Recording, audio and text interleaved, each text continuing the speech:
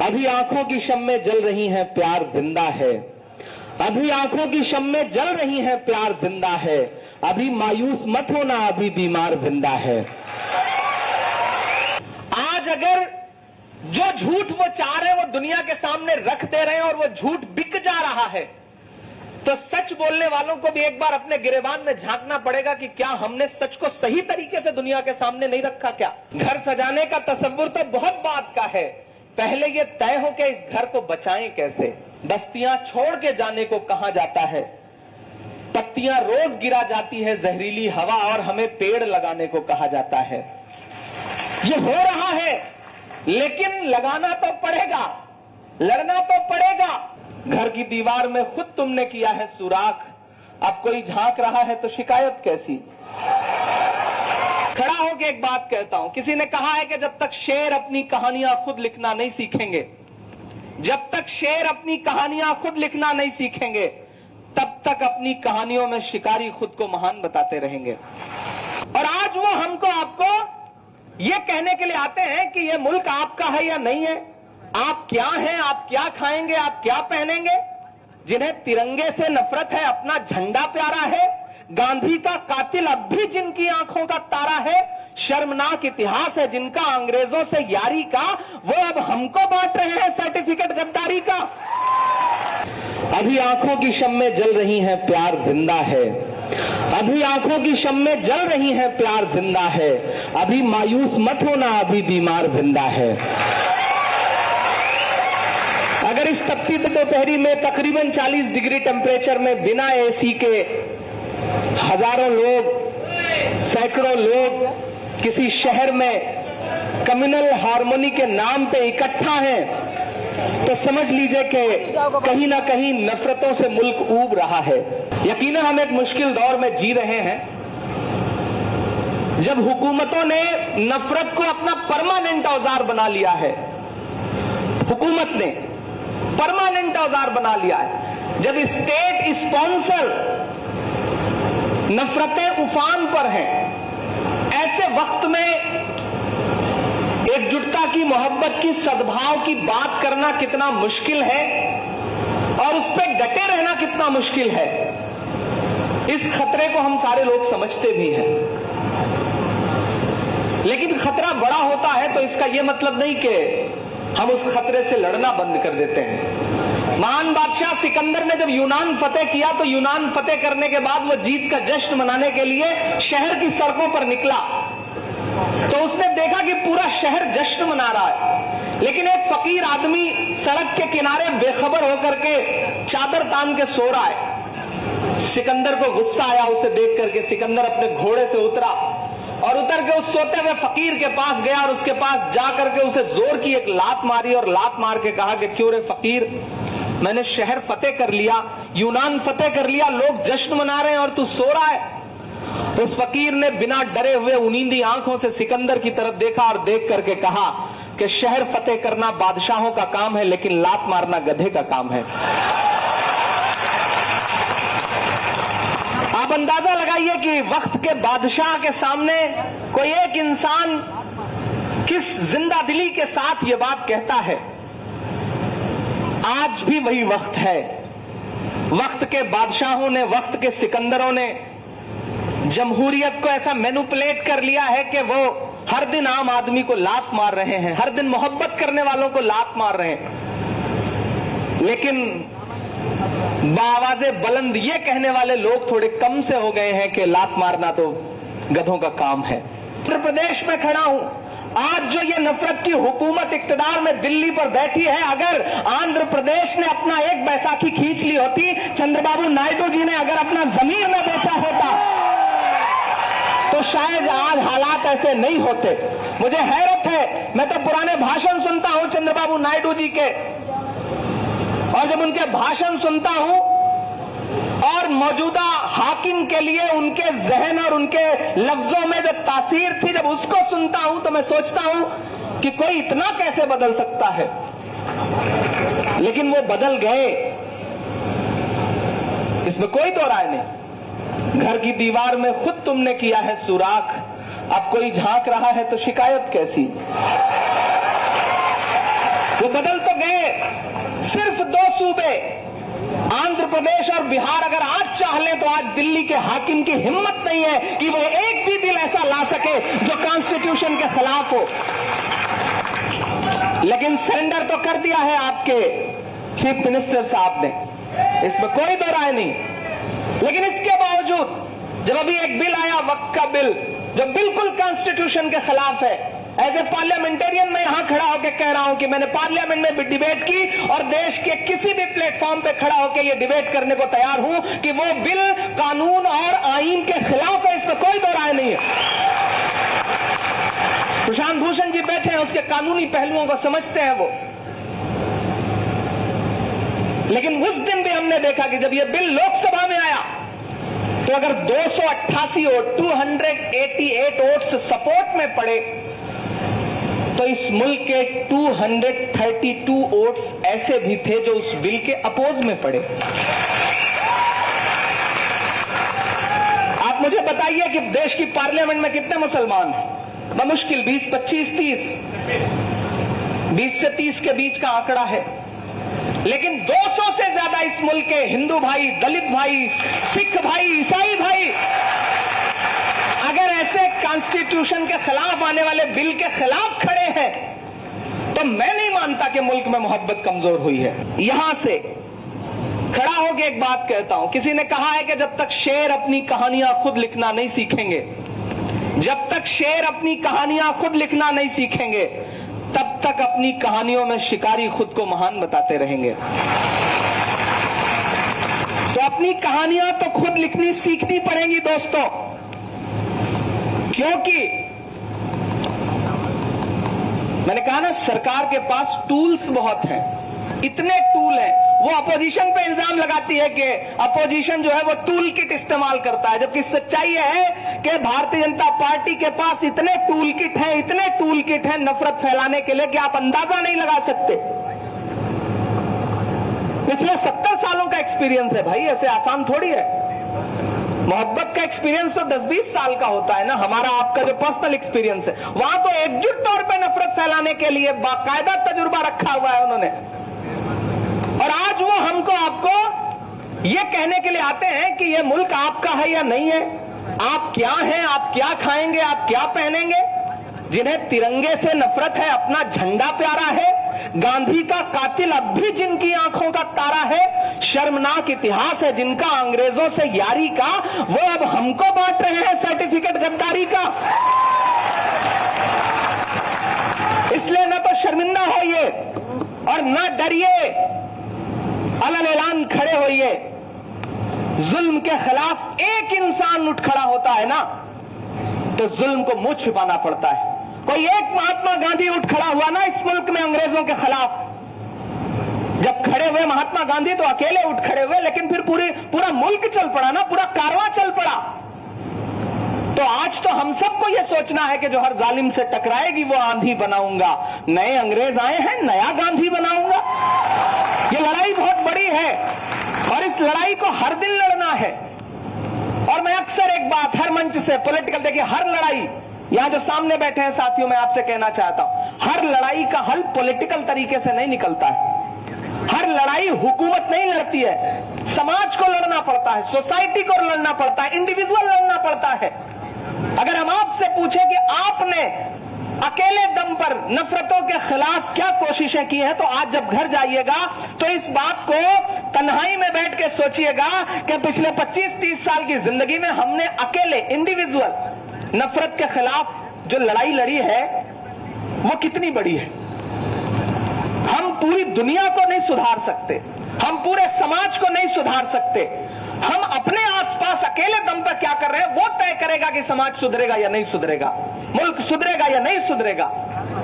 एक फिल्म आई थी रंग दे बसंती, उसमें एक बहुत खूबसूरत डायलॉग है कि दुनिया के किसी देश का सिस्टम परफेक्ट नहीं होता, उसे बनाना पड़ता है। तो हमने उस सिस्टम को परफेक्ट बनाने के लिए कितनी मेहनत की है, क्या किया है, ये हमको भी तो बताना पड़ेगा। मौजूदा हुकूमत की नाकामयाबियां, चाहे आपकी स्टेट गवर्नमेंट हो या सेंट्रल गवर्नमेंट हो,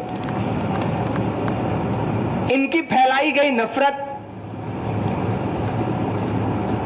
एंटी अवाम, पब्लिक के खिलाफ जो इनके काम हैं, और अपोजिशन, इन दोनों के बीच में से मीडिया हटा दिया जाए तो क्या सरकार एक दिन भी चल पाएगी? तो आपको यह समझना पड़ेगा कि बचा कौन रहा है सरकार को।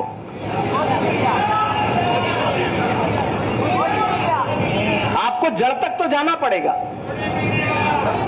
इधर हम पूछते हैं कि भैया रात के 2:30 बजे 26% टैरिफ लगा, कच्चे तेल की कीमत कम हुई, फिर भी एक्साइज ड्यूटी 2 रुपए बढ़ा दी गई।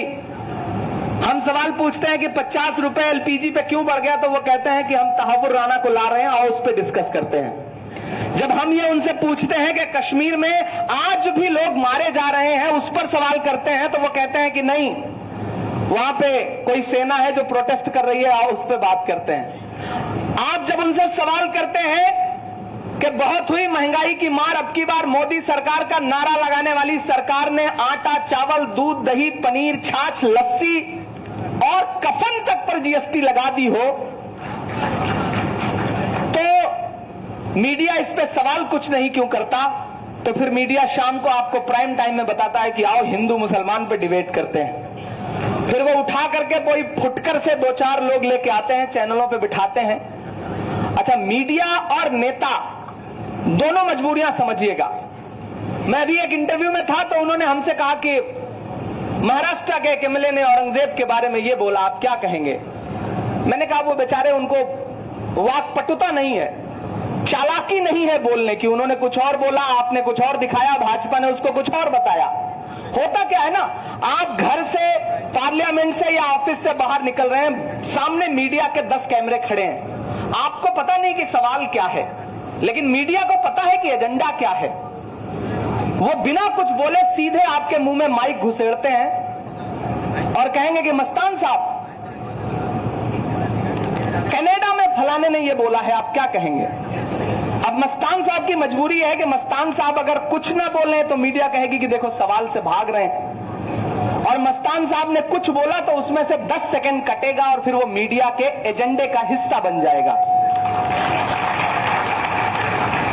और खुदा के लिए एक बात आपसे गुजारिश करता हूं, ये जो चैनलों पर 2000-3000 लेकर के अपनी कम्युनिटी के लोग जो दाढ़ी टोपी के साथ डिबेट करने जाते हैं ना, खुदा के लिए उनको कंट्रोल करिए, उनको पकड़िए।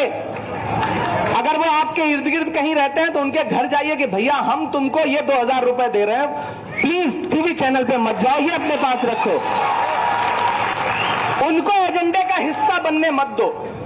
उनको न तो सब्जेक्ट पता है, न उनको पॉलिटिक्स पता है, बस उनको टीवी चैनल से फोन आता है और उनको लगता है कि अगले 1 घंटे में टीवी पर रहूंगा।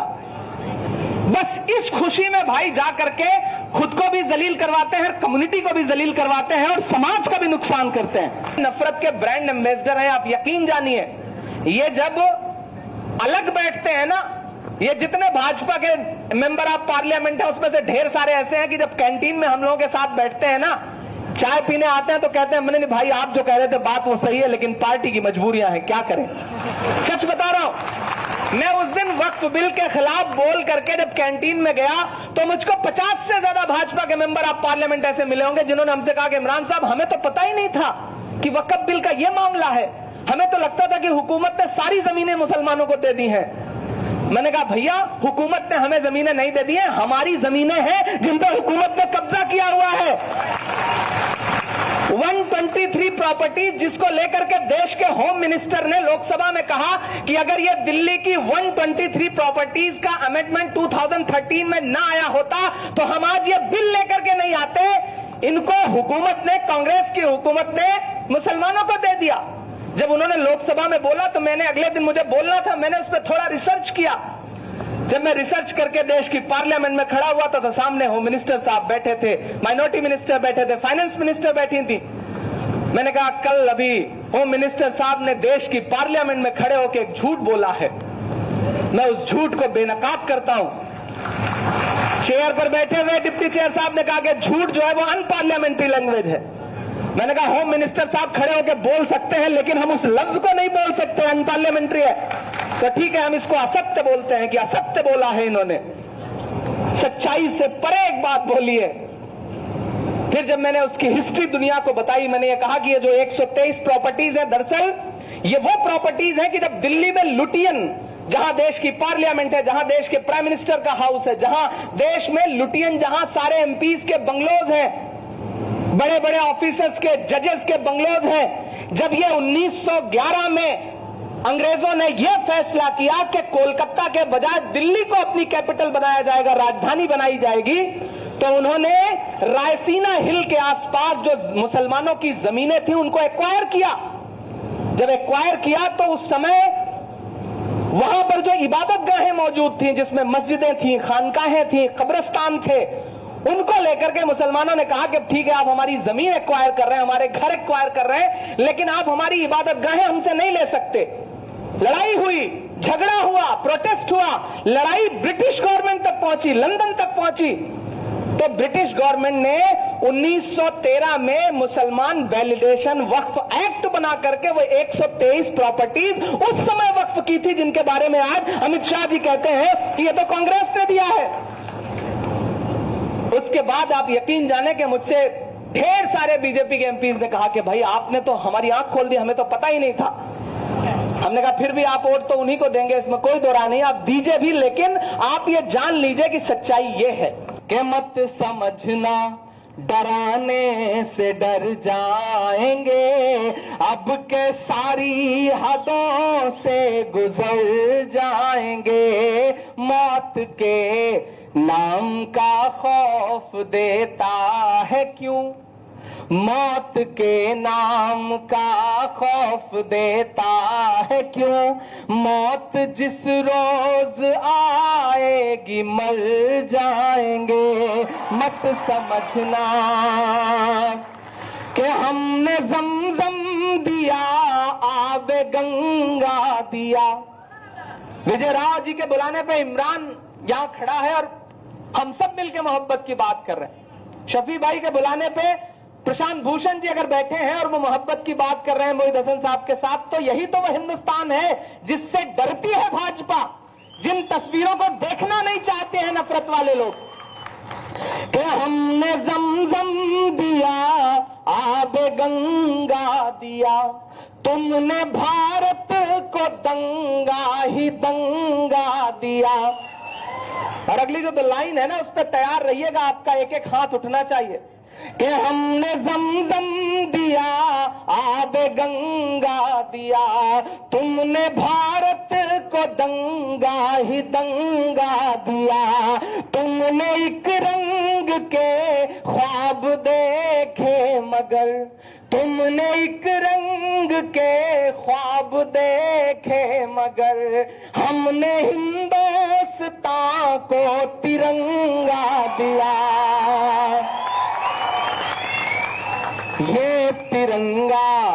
ये तिरंगा बदन पर लपेटे हुए, ये तिरंगा बदन पर लपेटे हुए, एक दिन इस ज़मीन में उतर जाएंगे, मत समझना डराने से डर जाएंगे, अब के सारी हदों से गुजर जाएंगे। जख्म पर जख्म खा के निकले हैं, हाँ मगर मुस्कुरा के निकले हैं, जख्म पर जख्म खा के निकले हैं, हाँ मगर मुस्कुरा के निकले हैं, सर झुकाने का हुक्म जब आया, सर झुकाने का हुक्म जब आया, और भी सर उठा के निकले हैं, नारे हक लगा के निकले हैं, नारे हक लगा के निकले हैं। और विजयवाड़ा वालों, हर सितम का जवाब आएगा, देखना इंकलाब आएगा। जिन्हें ये लगता है कि 10 साल 15 साल 20 साल की हुकूमत में वो सब बदल देंगे, अपनी मर्जी का हिस्ट्री, अपनी मर्जी का इतिहास जो है वो देश के सामने रख देंगे, चंद सड़कों के, शहरों के नाम बदलने से वो सारा निजाम बदल देंगे। दरअसल उन्हें पता ही नहीं है कि आप 10, 20, 25 साल के तारीख और हिस्ट्री की जो बात कर रहे हैं, ये हिस्ट्री बड़ी जालिम होती है, तारीख बहुत जालिम है। 50 साल और 100 साल 200 साल हुकूमत करने वाले लोग एक पन्ने में पलट जाते हैं और अगली हुकूमत आ जाती है। यह हिस्ट्री बहुत जालिम है, उन्हें यह बात समझनी पड़ेगी। और इसलिए मैं अलल ऐलान ये कहता हूं, मेरा यकीन है ये कि हर सितम का जवाब आएगा, देखना इनकलाब आएगा। अच्छे दिन का किए थे जो वादा, उनका दिन भी खराब आएगा, उनका दिन भी खराब आएगा। झूठ के हाकिमों के चेहरे पर आईना हम दिखा के निकले हैं, नारे हक लगा के निकले हैं, और भी सर उठा के निकले हैं।